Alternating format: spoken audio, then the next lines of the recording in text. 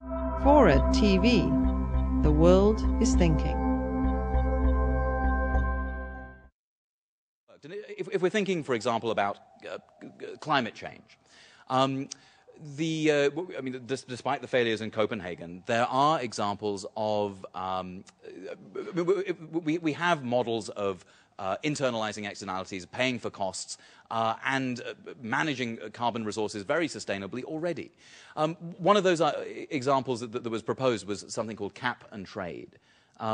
Cap and trade is this idea that we limit, we provide legislative limits on the amount of carbon that's produced, and then we have permits that we sell permits to pollute, and let those permits work their way out through a free market, and the free market will decide the appropriate cost of pollution and thereby drive down the amount of pollution that's generated. Now, in the book, I report on how that system has been working in Europe, because Europe's had it for a little while.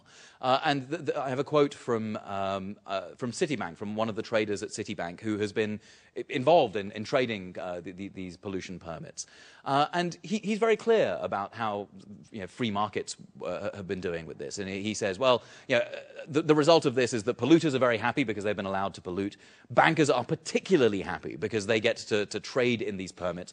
But the end consumer actually is the one who's been screwed in all of this, because pollution continues, and they're out of pocket with the amount of resources that have been given away to the banks and the polluters. And if you look at the political genealogy of carbon trading, you'll see that essentially it's a deal between big polluters and even bigger banks. But what has worked in Europe is the cap. Actually legislating limits on pollution. If you look at, for example, in the United States, the legislation around sulfur pollution, what worked best in that legislation was actually limits on the amount of sulfur that was allowed out.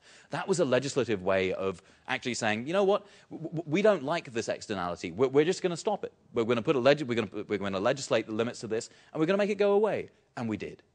And so, I think actually what one ought, when you look at the way Washington behaves, it's hard not to sort of shake your head and cry, and despair at the prospects of actually sort of decent legislation. And yet we do have a track record of when enough people get behind it and when it becomes politically necessary to pass that legislation, it becomes possible and it becomes successful.